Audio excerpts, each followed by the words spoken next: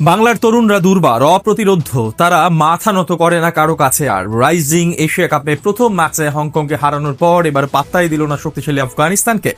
Batting bowling দুই বিভাগে আধিপত্য দেখিয়ে এক ম্যাচ হাতে রেখেই শেষ চারে পৌঁছে গেল টিম টাইগার্স। রিপনের অগ্নিঝরা বোলিং এর পর ব্যাট হাতে আরও একবার প্রমাণ করলেন আকবর আলীরা।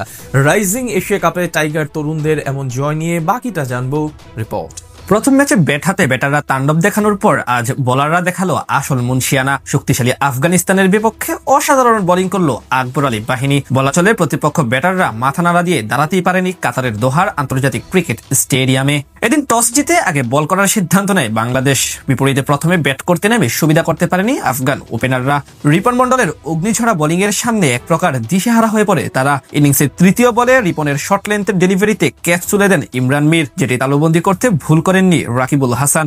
এক ওভার পরে আবারও বোলিং এসে আফগানদের সেরা ব্যাটার সিদ্দিকুল্লাহ আতালকে আউট করেন রিপন। এই যাত্রায় জিসান আলমের হাতে ক্যাচ দেন বাহাতি ব্যাটার। একই ওভারে আরেক ওপেনার নূর উল রহমানকেও আউট করেন এই টাইগার পেসার। প্রথম 3 ওভারে 3 উইকেট হারিয়ে বলা চলে বেশ ভালো চাপে পড়ে গিয়েছিল আফগানিস্তান এ দল। সেখান থেকে অধিনায়ক দারুইস রাসুলি এবং ইজাজ আহমেদ মিলে চেষ্টা করেন প্রাথমিক ধাক্কা সামাল দিতে। দুজন মিলে বেশ ধীরে সুস্থে সামলাতে থাকেন টাইগার বোলারদের। তাদের 19 রানের জুটি ভাঙেন অফ স্পিনার মেহরুব হুসাইন। তার বলে সামনে এগিয়ে খেলতে গিয়ে স্টাম্পিং হন 12 রান করা ইজাজ। এদিকে রানের খাতা খুলতে পারেননি আফগান জাতীয় দলের আরেক ক্রিকেটার নাঙ্গলিয়া খরতিয়ে।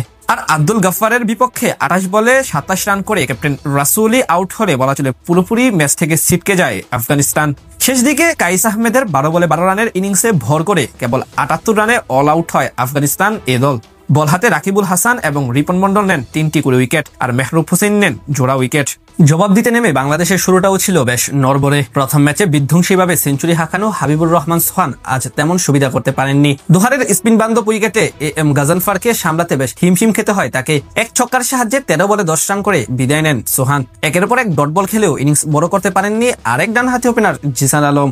গাজানফারের বলে হাঁটু গেড়ে সুইপ শট খেলতে গেলে সোজা ক্যাচ উঠে পড়ে। সেখানে সহজ ক্যাচ তালুবন্দি করে তাকে বিদায় করেন খরুতে। জিসানের কাছ থেকেও আসে সমান 10 রান। পরপর 2 উইকেট হারানো বাংলাদেশের প্রাথমিক ধাক্কার সামনে অবশ্য বেশ ভালোভাবে সামলে নেন তরুণ জাওয়াত আবরার এবং মাহিদুল ইসলাম অঙ্কন। দুজন মিলে দেখে শুনে খেলে লাগাম টেনে ধরেন উইকেটের। বিশেষ করে অঙ্কন শুরুতে রক্ষণশীল মনোভাবের হলেও মাঝে কাউন্টার অ্যাটাক করে প্রেসার রিলিজ করে নেন। তাদের কল্যাণে মামুলি টার্গেটে পৌঁছাতে বড় কোনো বিপদে পড়তে হয়নি আর বাংলাদেশকে।